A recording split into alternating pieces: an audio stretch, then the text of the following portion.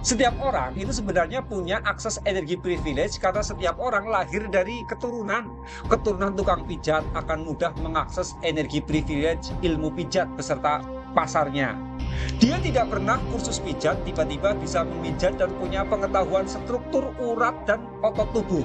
Dan atiknya, lalu pijatnya laku di pasaran. Ada pasar yang terbuka. Tukang jahit begitu, tukang bangunan begitu, petani begitu, guru begitu, ulama begitu, pejabat begitu, politik juga begitu, dan seterusnya. Jadi Anda semua punya akses spesial ke energi privilege. Masih mau cemburu dengan Gibran Raka Buming Raka? Ya, Anda semua dapat energi privilege kok. Cuma saja privilege kita itu sendiri-sendiri energinya. Memberdayakan diri dengan energi privilege.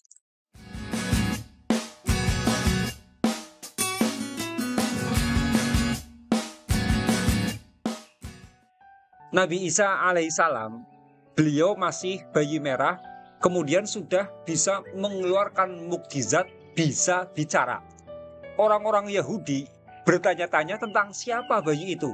Tetapi Maryam, ibu Nabi Isa, tidak menjawab pertanyaan mereka. Terlebih Maryam waktu itu sudah bernazar tidak berbicara dengan siapapun. Atas petunjuk Allah, Maryam kemudian menunjuk kepada putranya supaya berbicara menjelaskan kepada orang-orang Yahudi yang menanyakan anak siapa itu. Tetapi orang-orang Yahudi itu masih bertanya-tanya bagaimana mereka bisa bicara dengan bayi. Wa asyarat ilaihi qalu kaifa nukallimu man kana fil mahdi sobiyya. Maka dia Maryam menunjuk kepada anaknya. Mereka berkata, bagaimana kami akan berbicara dengan anak kecil yang masih dalam ayunan? Al-Quran Surat Maryam ayat 29. Atas karunia Allah Subhanahu wa Ta'ala, Nabi Isa yang masih bayi merah dan dalam gendongan ibunya itu berbicara dan menjelaskan kepada orang-orang Yahudi bahwa ia adalah hamba Allah Subhanahu wa Ta'ala, dan bahwa Allah akan memberikan kepadanya kitab Injil, dan Allah akan menjadikannya seorang nabi. Qala inni Abdullah ataniyal kitab wa ja'alani nabiyya.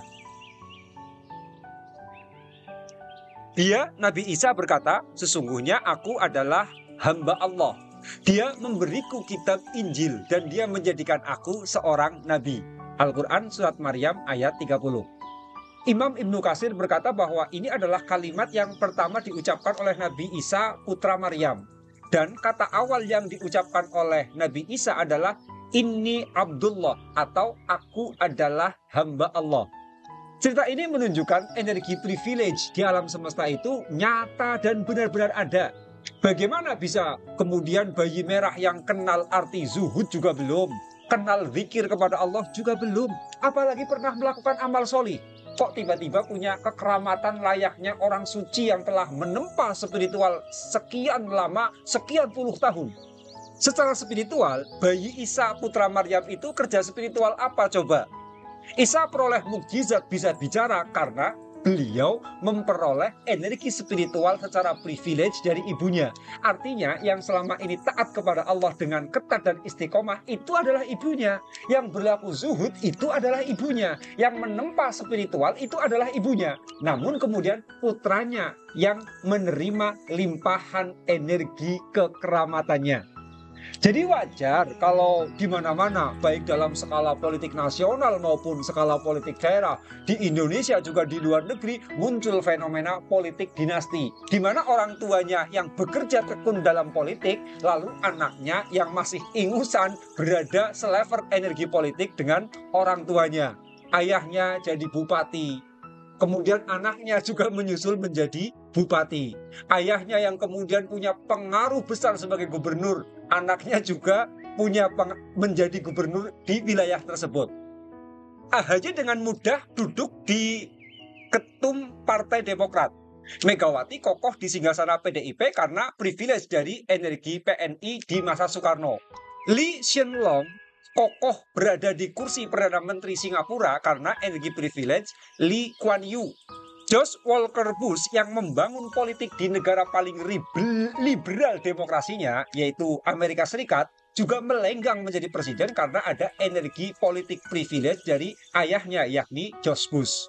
Jadi, pantas ada wali kota belum ada 3 tahun, usia masih bocah, masih bocil, pengalaman politik masih minim, tiba-tiba naik menjadi calon wakil presiden di pertarungan pilpres kali ini. Itulah yang namanya energi privilege. Setiap orang itu sebenarnya punya akses energi privilege karena setiap orang lahir dari keturunan. Keturunan tukang pijat akan mudah mengakses energi privilege ilmu pijat beserta pasarnya. Dia tidak pernah kursus pijat, tiba-tiba bisa memijat dan punya pengetahuan struktur urat dan otot tubuh. Dan atiknya, lalu pijatnya laku di pasaran. Ada pasar yang terbuka. Tukang jahit begitu, tukang bangunan begitu, petani begitu, guru begitu, ulama begitu, pejabat begitu, politik juga begitu, dan seterusnya. Jadi Anda semua punya akses spesial ke energi privilege. Masih mau cemburu dengan Gibran Raka Buming Raka? Ya, Anda semua dapat energi privilege kok. Cuma saja privilege kita itu sendiri-sendiri energinya. Tidak usah cemburu, Anda punya akses energi privilege sendiri-sendiri. Oke, selama ini Anda sering dimotivasi untuk tidak melihat siapa bapak Anda agar Anda bangkit tanpa melihat siapa leluhur Anda. Tidak tumbuh menjadi orang yang kemudian berkecil hati. Laisal fata mayyakulu kana abi walakinnal fata mayyakulu ha anada. Kata Imam Ali, bukanlah pemuda yang mengatakan inilah bapakku, akan tetapi pemuda adalah orang yang mengatakan inilah aku. Ini adalah syair dari Ali bin Abu Thalib. Dan terbukti banyak kok orang yang mampu menjadi perintis nasab hebat yang selanjutnya mampu mewariskan energi privilege kepada keturunannya. Ken Arok bukan keturunan raja, ia merintis nasab rajanya sendiri. Banyak orang besar lahir tanpa akses privilege dari orang tuanya. Ia kemudian membangunnya sendiri. Namun sebenarnya energi privilege itu juga energi positif hidup ketika Anda mampu menggunakannya dengan baik. Seorang sahabat saya punya otak yang bebal sekali. EQ-nya rendah. Di pesantren, dia boro-boro menonjol. Tidak naik kelas sudah menjadi langganannya. Namun, dia adalah putra ulama besar. Mau putus asa, dia merasa, loh, aku ini anak ulama besar. Masa tidak bisa sukses kuasai ilmu agama? Masa aku tidak betah di pondok pesantren? Rasa privilege anak ulama besar itu yang terus dia bangun. Hasilnya sebodoh dan sepayah apapun dia tetap bertahan di pondok pesantren. Dan hasilnya kebesaran ulamanya justru melampaui ayahnya karena dia teruji tahan banting, tetap semangat menuntut ilmu walaupun otaknya itu bebal. Teman saya yang lain bolak-balik mengalami bangkrut dalam bisnis, terjebak hutang juga tidak sekali 2 kali. Namun setiap kali dia bangkrut terpuruk dengan lantang, kemudian dia ngomong, bapakku itu pengusaha besar, masa aku melarat? Hasilnya kemudian dia muncul sebagai pembisnis besar juga.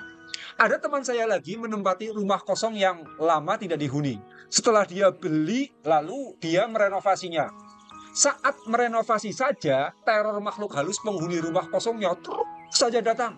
Namun dia merasa sebagai keturunan orang sakti. Dia kerap berstatement, saya ini cucunya Ki Wardoyo, orang tersakti di desa ini. Masa saya kalah? Dan hasilnya makhluk halusnya itu kabur semua. Termasuk Zionis Israel. Mengapa mereka bisa mendirikan negara Israel di tengah kepungan negara-negara Arab? Karena mereka merasa kami adalah keturunan orang-orang terpilih. Kami adalah bangsa terpilih. Hasilnya yang namanya Israel, mereka itu kemudian melenggang mendirikan negara Zionis di wilayah yang sudah mereka tinggalkan hampir 2000 tahun dan sudah ditempati 2000 tahun pula oleh bangsa Arab Palestina. Ekonomi dunia dikuasai, politik dunia dikuasai, teknologi mereka rajai. Bahkan mereka bisa seenaknya menjalankan politik apartheid. Pemicunya ya karena mereka punya akses rasa privilege. Jadi, energi privilege itu hal yang tidak perlu Anda nafikan, tidak perlu Anda ingkari. Itu nyata utuh adanya. Yang jadi masalah itu ketika energi privilege menjadikan Anda sombong dan adigang, adigung, adiguna seperti Zionis Israel. Atau malah menjadikan Anda tidak punya kualitas hidup. Misal di mana-mana mengaku keturunan Pangeran Diponegoro. Tapi beras saja ngutang mengemplang. Itu namanya malu-maluin kakek lo.